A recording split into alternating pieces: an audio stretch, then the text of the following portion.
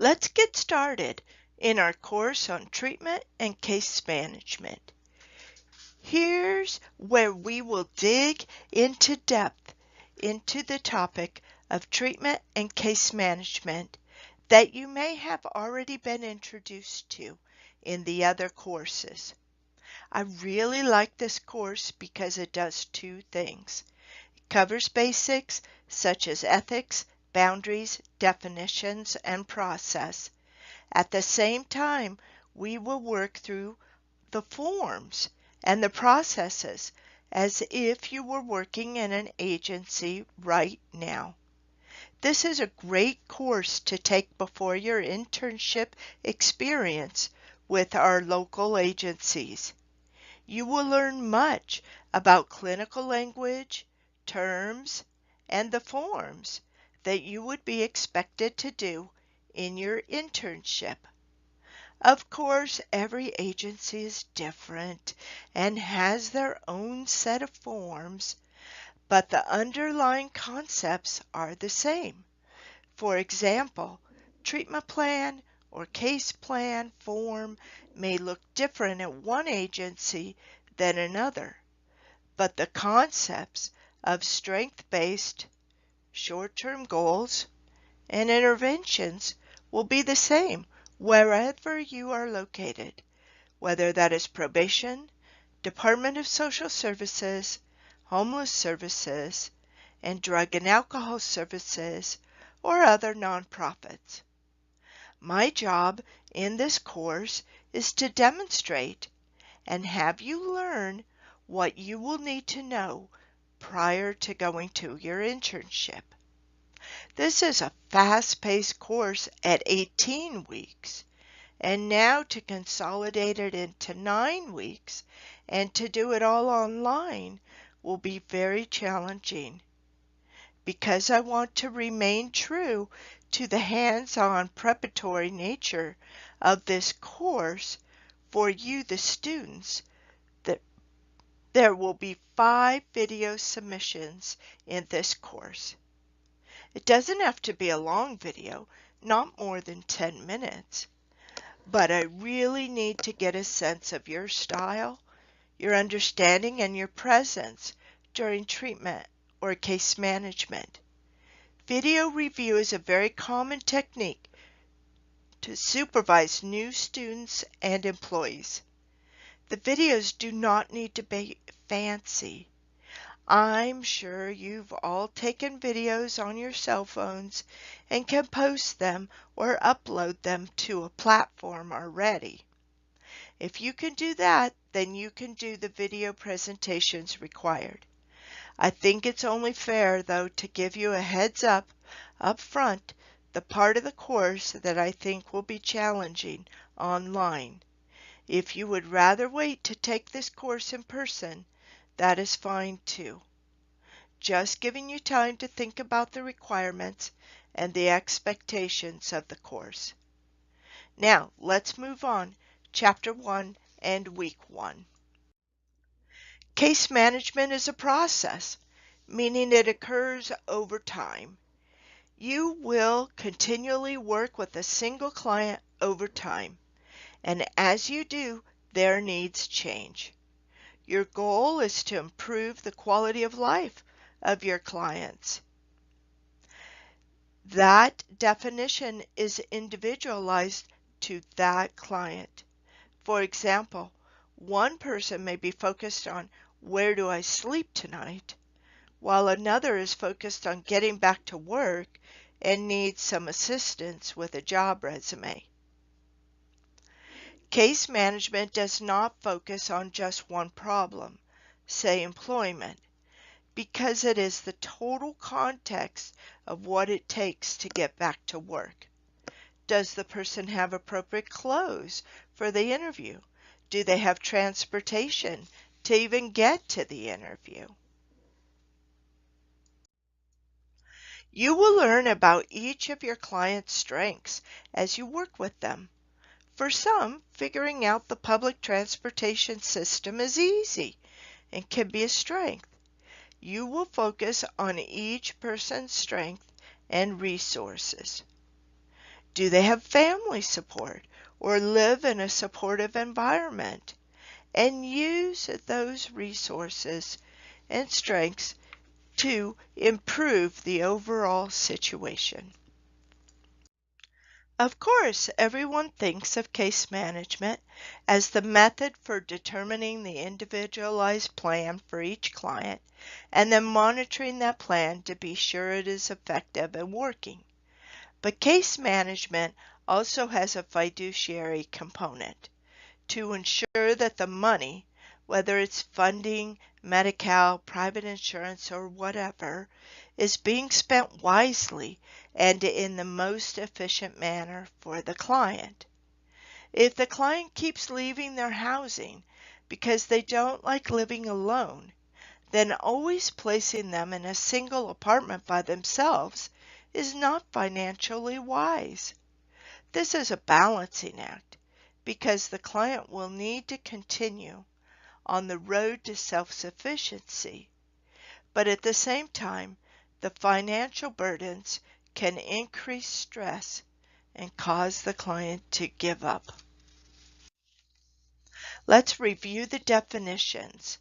Case management is a process for assessing the client's total situation and addressing the needs and problems that are found. Case management is to improve the quality of life of the client. Case management does not just focus on one area, but on many issues at once. The purpose of case management is to prevent current problems from growing worse. The tasks of case management, APLM, I remember it by the palm trees, although with mixed up spelling, assessment, planning, linking, monitoring. This is the correct order too. You will conduct an assessment first, then plan for services, then link for services and agencies, and then be sure to monitor and follow up. You are talking to the consumer or the client when you conduct an assessment. You may also gather information from other sources, family, friends, the housing manager, other agency representatives.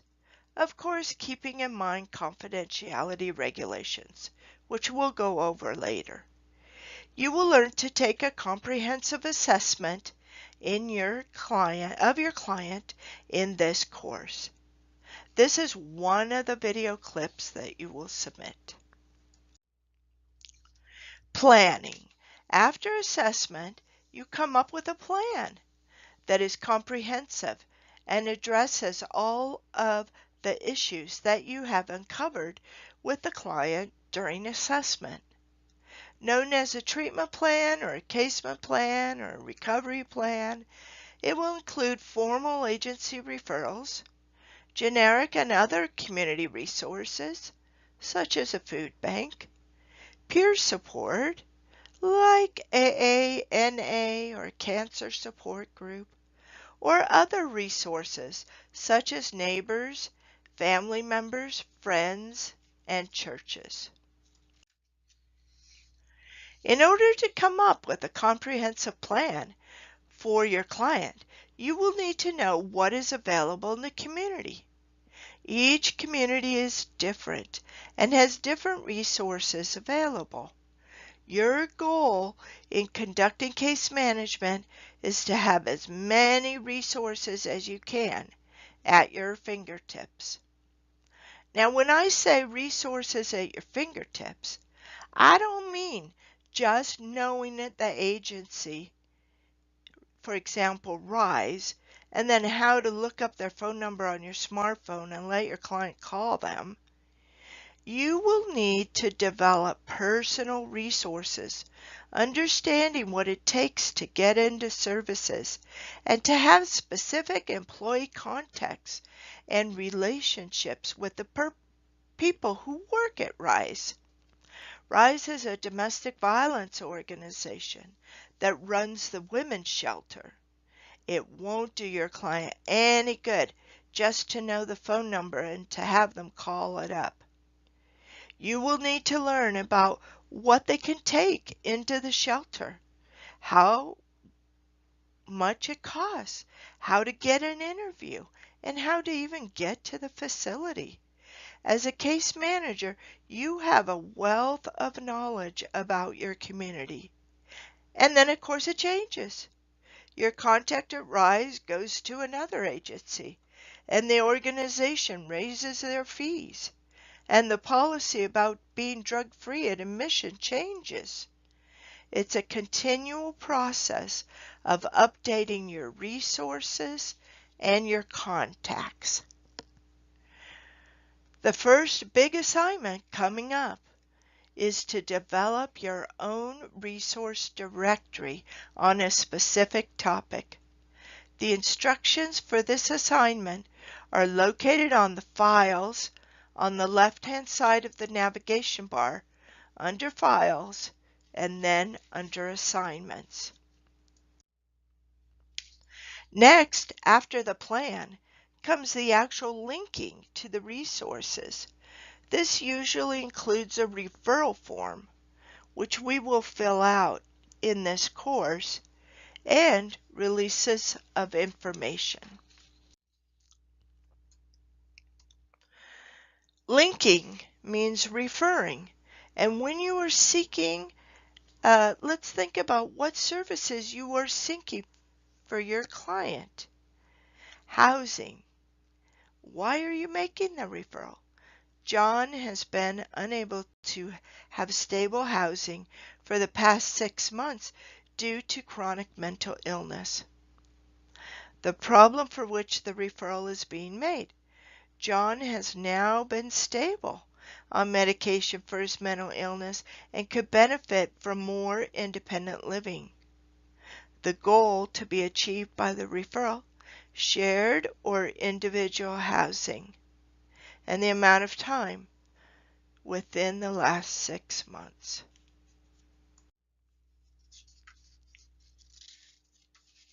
There's nothing worse than monitoring your client and finding out that your client left the sober living environment that they had been housed in 3 weeks ago. Now you need to find your client, understand why this placement didn't work, and what the client wishes to do at this point.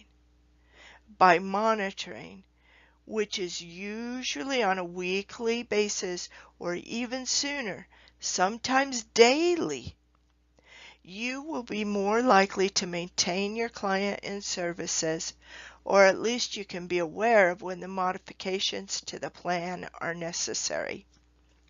The monitoring schedule will vary depending on your client's needs, but it's up to you to monitor with the clients themselves, with their support system, and with the provider of the services. This can take place in visits or sessions with the client, with phone calls to the provider, requesting written reports, or even participating in a case staffing meeting on behalf of or with the clients. You will become the client's advocate as you can see the struggles that the client is facing. However, this is a fine line between codependency and doing everything for the client and having them learn the necessary steps to achieve the services and goals. You may be an advocate for the individual client at hearings, or you may present information to a community board about how to address a gap or a barrier in services that you have seen. Although not a big part of your job, you will get the opportunity to advocate for better or improvements in services.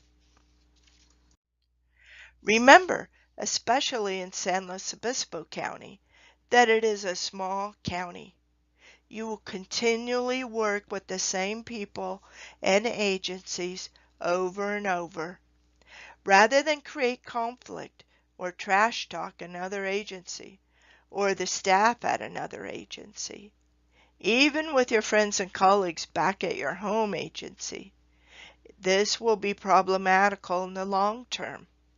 It is best to be friendly, collaborative, and work together in problem-solving way to focus on making things better for all of our clients.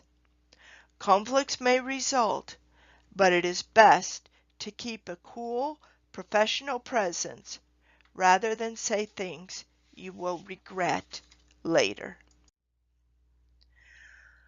Only those who are licensed to do therapy should be doing therapy. Therapy is usually a licensed marriage and family therapist or a licensed clinical social worker, and it is out of the scope of your work at this point in your career. There is a difference between case management and counseling. The Addiction Studies Certificate Program allows you to work in both fields, case management and counseling, but it does not allow you to do diagnosis, to do psychotherapy, or therapy. Counseling is between the two columns. An MCO, it is a managed care organization. You may need to work with a managed care organization to get authorization or permission to get the services. Examples are to get an authorization for residential treatment or to go to an out-of-network provider. There are different levels of case management. Administrative case management, for example, is like bench probation. It's a paperwork caseload only. You don't really meet with the clients unless there's a problem. You're monitoring the client's paperwork. Did they get an enrollment certificate? Did they get a completion certificate? Did they do that community service that they were meant to do? The number of hours match up, etc. Resource coordination gives out information about resources, but doesn't really carry a caseload. Sometimes this person tells others about their resources, makes community presentations, etc. Intensive case management is a small caseload because the clients on the caseload have multiple and intensive problems. Some may be in crisis, at risk of hospitalization or jail. Targeted case management, the caseload is targeted, i.e., all those clients who need housing might go on to your caseload. And then when they are placed into housing, then they go back onto another case manager's caseload. This is called targeted case management, or you become a specialized case manager. So I know everything about housing. And all that folks who need housing come to me, and then they go back out to other case managers. Or another example would be where you get all of the youth clients, or you get all of the drug-involved clients, and you become a specialist in that field. Blended case management, which is the most common type of case management, is a total caseload with a variety of clients, with a variety of needs and severity. You keep the same clients for the duration of the time in case management services. Some are in crisis, but some are in maintenance, and so you can carry a little bit larger caseload. Chapter 2 is all about ethics and other responsibilities for human services workers. The full course requirement for law and ethics has now been moved to HDHS 280. I will cover the main highlights here that affect treatment and case management. Dual relationships. Some other examples of dual relationship, for example, is providing therapy to other staff. So you have a relationship with the staff person, but the staff person is also your client. Or let's say you make referrals to your own or your family or friends' businesses. Now you have a dual relationship. Bartering is always a dual relationship, and conflicts of interest can result. A dual relationship is an example of where the counselor has two different relationships with their client. So I am the client's counselor, but the client is also my sister-in-law. Okay, so I have a sister-in-law relationship and a counselor relationship. That is called a dual relationship.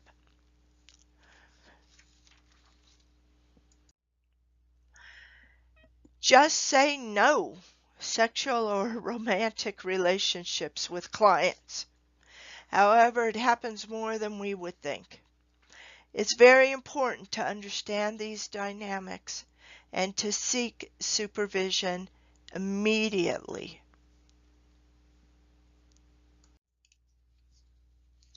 There's always a power differential between you and your client. One person is the helper with all of the answers and resources, while the other person has all of the problems. This power differential can be very subtle, but it will always exist in a counseling relationship. Sometimes the client can take advantage of this, and sometimes it is the helper that can take advantage of the power differential. One of the more difficult situations that you will work with is when you observe a coworker, a fellow student, or even a supervisor impaired. What should you do? Bottom line is that you cannot let this person's impaired behavior affect the clients. It is your business to intervene and to protect all clients. If you become impaired, take steps to resolve your personal problems promptly. Do not work with clients if you are not able to function effectively. Request a leave of absence to resolve your own issues, and disclose yourself first to your supervisor. Better that than getting into more trouble. An example, and I'm not always talking about drug impairment. One example is recently an employee became impaired because their relationship, their marriage was in such turmoil. And ultimately, they were not able to work with clients who may also be having relationship issues. So do not work with clients if you are not able to function effectively. This employee actually then got arrested for domestic violence, and they were impaired but not under the influence. So again, I'm talking about personal problems that impair your judgment, and of course may or may not include drug use. What is confidentiality, and when, if ever, would you break it? This is a very common interview question for human services workers. Have your spiel ready to go. So practice your answer out loud right now. Here's the question. What is confidentiality, and when, if ever, would you break it?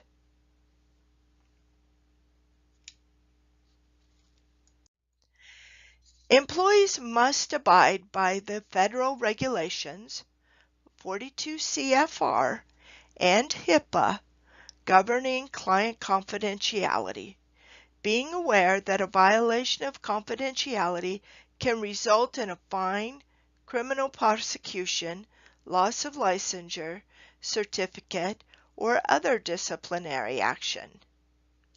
Name some of the things that you will need to do to protect confidentiality. Well, client files and case materials should be handled, discussed, and stored in ways that maintain confidentiality, including the locking of file cabinets that house client information and shredding of documents. Do not discuss cases unless the person has a need to know. Shred documents. Don't discuss clients in a hallway. Protect your notes and your documentation. Computer screens. In view of the clients, be sure to turn the computer screen so that they can't see other clients' names. Put away all the materials at night and when clients come into your office for sessions. What about emails? We will learn to fill out a release of information, ROI, or consent forms to release information this week and again later in the course. Anytime you want to make a referral or to do follow-up or monitoring, you need to have a release of information form filled out. The two things, the referral and the release, always go together. Now, there are 4 big exceptions to confidentiality. So this would be part of your interview question. 4 big exceptions. Harm to self, like suicide. Harm to others, like homicide or threats. Child abuse reporting. And number 4, elder abuse and dependent adult abuse reporting. Those are the 4 big exceptions to confidentiality: harm to self, harm to others, child abuse, and elder abuse. Now, there are other reasons that you can break confidentiality. For example, you may be working on a team, and all of the team members need to agree what is a need to know. Drug use, criminal activity, general progress. Puts the team and the program at risk if you don't share information. The best practice, of course, is to have the client report themselves to court or probation or child welfare or their employer. In early treatment, the most important thing is for the client to learn honesty. It is more important to learn to tell the truth than it is to even stay clean. Because in the long term, if the client is honest, then they will eventually learn to stay clean.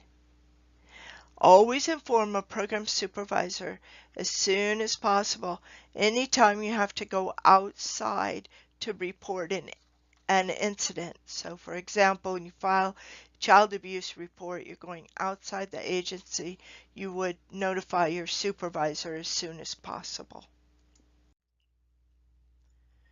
During the first interview, you will conduct the informed consent.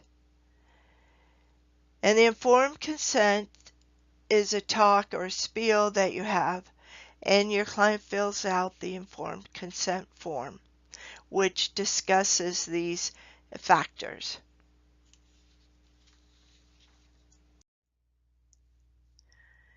In the Files menu on the left-hand side of the navigation, you will find the Files and then select Ethics. Here are the actual code of ethics from many organizations. In this week and next week's discussion forum, you will utilize the different codes of ethics to make some best decisions for yourself and your client. The most important step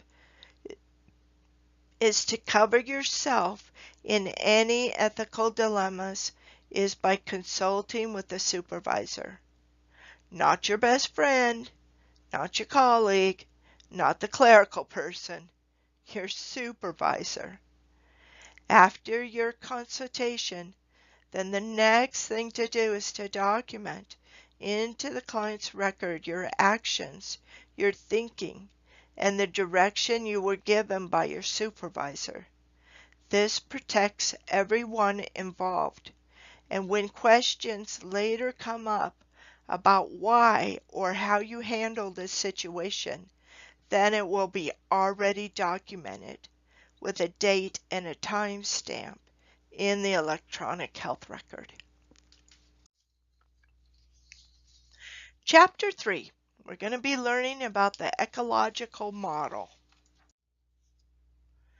We use the ecological model to describe the various levels of intervention that a case manager can make. The environment and other people outside of your client impacts the client's health and well-being. Remember, case manager's job is not just the person or the client, but the whole context of the person's life.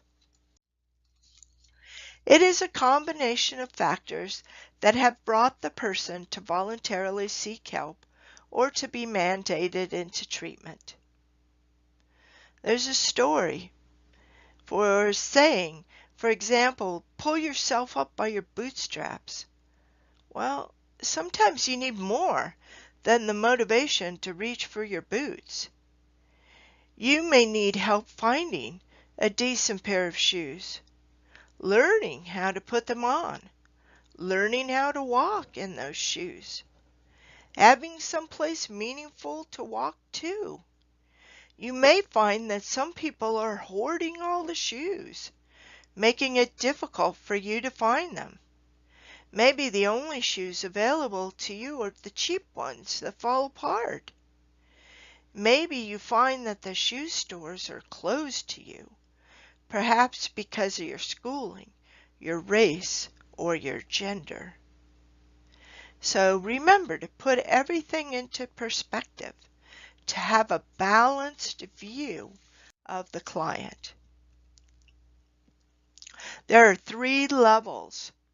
The red inner circle is the client and the micro level. The micro level is divided into 2 different areas: personality characteristics and biological determinants. Meso and macro are both context or environmental levels. The meso is the personal context, so that's indicated by the white circle around the client with the diagram on the slide. The macro level is the social context, indicated by the blue circle around the client and around the client's environment. This is the micro level, divided into those 2 components. All of these micro level attributes is what the client brings to you, the case manager or the counselor, and affects the problems that they are bringing to you to solve. No 2 clients are exactly alike, so your interventions will be different depending on what the client brings to you. The client also has normal life changes, but some people have a difficult time adjusting to these normal life changes than others. And when developmental transitions pile up, this can be harder to handle. I have 2 close friends that died earlier in the year. My first grandchild was born 3 months ago, and I just got a promotion. Even though some of these developmental transitions are positive, when they pile up in a short period of time, they can easily overwhelm a normal person.